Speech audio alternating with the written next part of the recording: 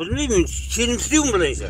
Бұлт әкеліп жаңбыр жауып отырады дегенге. Сенбей тұрсыз? Сенбеймін, пока. Ол нөсерлеп жауған ақтар көзім жеткенде болмаса мен. Тұрғындар Арал қаласының орталық базарына келдік. Осы жаңбыр жөнінде халықтан пікірін сұрайтын боламыз. Кеттік. Жаңбырға қарсы емеспіз ғой, әрине. Қуаныштымыз. Бәрі дұрыс жағынан болса болды. Арқылынан оның бізге зияны тимейді ме екен? Соңғы Қызылорда облысында соңғы жылы өте қатты өлім болған сәбилердің өлімі. Мысалға, бір жылда 60-80 сәби өліп отырған бұл жерде көп өлімді, 5 жасқа дейінгі сәбилердің. Бірақ 23-ші жыл именно 228 сәби өлім болды, 4 есе көбейгенде. Ал үлкен адамдардың денсаулығына қандай кері әсер тигізіп жатқаны? Аралға жаңбыр жауған керек пе, керек емес пе? Аралға жауған жақсы. Жақсы ма? Жақсы ғой жаңбыр жауған. Жақсы көзқарасымыз. Жақсы ғой? Көзқарасым жақсы. Қарсы емессіз? Қарсы емес. Күнде жауып тұрса да қарсы емеспін. Енді жаңбыр аз жауып тұр. аз жауып тұр. Иә, ол көбейту керек па? Иә, көп қол жау керек па? Шөп болса, Бұл Аралдың проблемасы емес бұл. Бұл Қызылорданың проблемасы емес. Бұл деген кәдімгі адамзаттың проблемасы. Қандай әңгіме кетіп жатыр өзі Аралда? Химия жаңбыры. Химия жаңбыры. Алланың қалауымен де. Алланың қалауымен себебін жасап жатыр осы құрылғы арқылы. Қарсы емеспіз, конечно. Түнде жаусын тек қана. Түндегі нәтижесі қалай? Жаңбыр жауды ғой түнде. Иә, жауды көрдім. Қазірдің өзінде мына бұлттар келе жатыр. Келе жатыр, иә, байқап тұрмын. Жалпы бұндай бұлттар жиі келеді ме? Келмейді. Алтайға көзқарасыңыз, пікіріңіз қандай? Білмеймін. Көреміз ғой алдағы уақытта барлығын естарына қарап отырмыз ғой. Иә, қарап отырсыз. Бірақ түндегі нәтижесі қалай? Түндегі нәтижесі өте керемет деп айтсақ болады. Қатарына 3 рет жауды қадіреспесек. 23 мамыр таңғы сағат 4:22 Арал қаласында қазір жаңбыр жауып жатыр. Былтырғы салыстырған кезде қазір мына бұлттар осылай жаздың орта айында осылай бұлттар келеді ме, келмейді ме?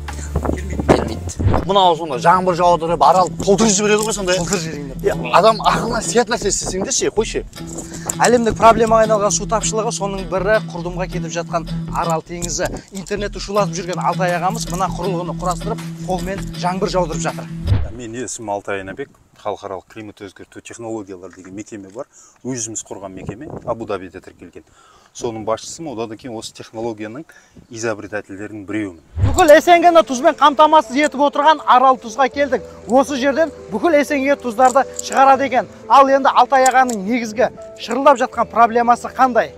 Арал негізі бұл ең үлкен кейс, ең үлкен проблема. Аралға біз 2017 жылы келгенбіз.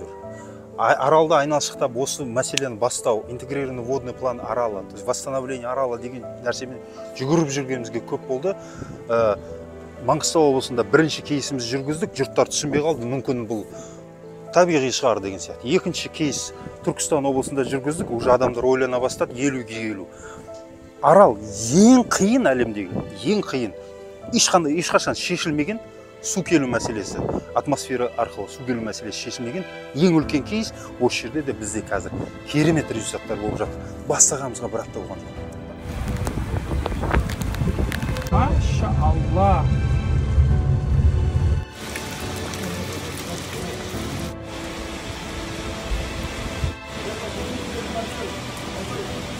Яғни кешегі түндегі жауған жаңбыр осы сіздің жұмысыңыздан екеніне сенімсіз бе?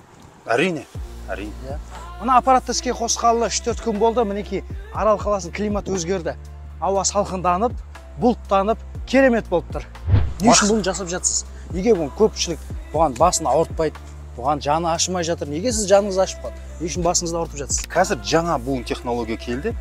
Арал бізге бар ғой, кәдімгі кейс. Және ол қазір кәдімгі обыр дейді ғой, раковый опухоль метастаз береді ғой, өлерінің алдында да метастаз беріп уын шашады.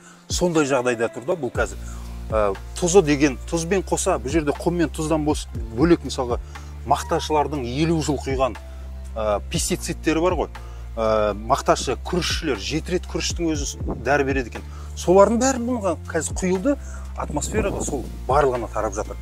Соңғы Қызылорда облысында соңғы жылы өте қатты өлім болған сәбилердің өлімі. Мысалға, бір жылда 60-80 сәби өліп отырған бұл жерде көп өлімді, 5 жасқа дейінгі сәбилердің. Бірақ 23-ші жыл именно 228 сәби өлім болды, 4 есе көбейгенде. Ал үлкен адамдардың денсаулығына қандай кері әсер тигізіп жатқаны? бұл бөлек нәрсе. Бұл тек бұл Аралдың проблемасы емес бұл. Бұл Қызылорданың проблемасы емес. Бұл деген кәдімгі адамзаттың проблемасы. Адамзаттың проблемасы. Бұл деген барлық жерге таралып жатыр. Алматыда мен өз көзіммен көрдім, мысалы, Ташкентте ол нәрсені жаңалықтан көріп жүрмін. Алматыда өз көзіммен көрдім. Төбеден қара болып бұлт емес ол. Кәдімгі не шаң мен тұздың Алматының тауларына төгіліп жатқан өз көзіммен көрдім. Сөйтіп мынау тау көшкіні, таудағы қар көшкіндері бар, бұл реагент қой. Кәдімгі тұз деген бар адан тез ертіп беріп жатыр. Мынау батыстағы Топан суға да қатысы бар бұл. Оны ешкім айтып жатқан жоқ. Бұл үлкен, кәдімгі өте үлкен территорияға тарап жатыр. Аға, енді сіздегі мынау министрлік не деп жатыр жұмысыңызға? Министрлік қазір су шаруашылығы министрлігі жұмыс тобын құру мәселесін жасап жатыр. Енді бюрократия кішкене жай қимылдап жатыр бізден қарағанда. Өткенде Саудияға хабарластым, бәріміз білеміз ғой, Саудия соңғы уақытта өте қатты қарқынданып жатыр. Криштиану Роналдо, одан бөлек футбол тарапы болсын, ғылым тарапы болсын, өте қатты дамып жатыр. Сондағы жаңа корольдің қойған мақсаты мынандай екен. Үкімет бизнестен тез жұмыс істеу керек. Мыналар қазір басып озады любойдан деп отыр. Сол сияқты бізде кішкене дамуға кедергі жасап жатқан кішкене бюрократия бар, бірақ бізді қолдап жатыр барлығы. Хат жүзінде не жағына қазір жұмыс тобы құрылып, осыны бақылап отыр. 3 министрлік, ғылым министрлігі, ауыл шаруашылық, су министрлігі, одан кейін экология министрлігі, тағы бір 2 институт қарап жатыр. Ары қарай бұны бірге жұмыс жасауымыз керек. Бұл біздің шамамыз келмейді. Барлығын яғни қаржы талап ете ме бұл? Әрине, қазір мысалға ешқашан тартылмаған суды тарттық. Қазір Аралдың үстінен 4-5 күннің ішінде 50 шаршы километр су өтіп кетті. 50 шаршы километр деген Аралдың, бұрынғы Аралдың 5-тен бірі. Осыны сығып алуға болатын еді ғой. Бізде қазір жеткілікті технология жоқ, бірақ біз тартуды көрсеттік. Болады тартуға. Осыны ешкім істей алмады ғой. Осыны ешкім істей алмады. Біз оны көрсеттік қазір. Құдайға шүкір. Ал бұны қазір үкімет бізге көмектесетін болса, мысалға, қазір метеостанция, метеорадар, ешнәрсе жоқ бұл жерде. Чисто опытпен кетіп жатыр. Мысалы, кейбір жерде қиын климатический условия, сығатын жерлер түсінбейміз, көре алмаймыз. Әртүрлі нәрсені эксперимент жасап жатырмыз да, мысалы, ең соңында Арал қаласына жауды мәселен.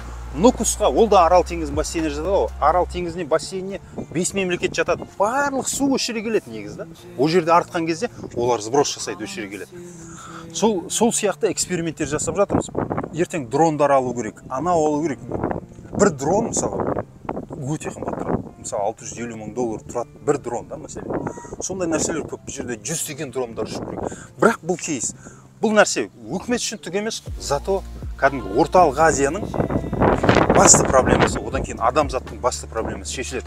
Өйткені бұл жерге қазақтар онша мән бере бермейді, бірақ бұған Жапония, Америка, Германия сияқты елдерден келіп жатыр. Бірақ оларға бастысы су емес, адам денсаулығы емес. Оларға бастысы мына тұзды тоқтату керек бұл. Тұздың көшкінін тоқтату керек. Тұз басқа жаққа да әсерін беріп жатыр. Әсерін беріп жатыр. Соны тоқтату керек. Бұл тек қана сексеуілі батыр. Бірақ сексеуілі өсіп жатқан жоқ. Сексеуілі өткені 9 жасқа дейін жерден су алу керек. А мынау жерден су керісінше жаһандық жылынумен қосып су кетіп бара жатыр. Ол 9 жастан кейін атмосферадан су ішеді өзі. Шөлдің өсімдігі ол. А оған өсуге шанс жоқ. Біз барып көрдік, қанша жыл егіп батыр, қырылып батыр. Смысл жоқ та бұл нәрсе. Яғни экологиялық аймақ тропикалық аймаққа айналуына сенесіз ғой. Негізі осы жаңбырақ технология арқылы. Енді бұл жерде уақытысында өткенде жергіліктілер айтып жатыр да, бұрын басқа шөптер өсетін еді бұл жерде су болған кезде. Қазір оның жоқ болып кетіп көрмей жатыр. Бірақ біз білеміз, оның дәндері ғасырлап жата береді. Ертең су құйған кезде ол дән болатын болса шығады. Бұл жерге қосымша бір нәрсе егудің қажеті болмайды. Жақсы, рахмет аға. Болды. Күшті. Рахмет.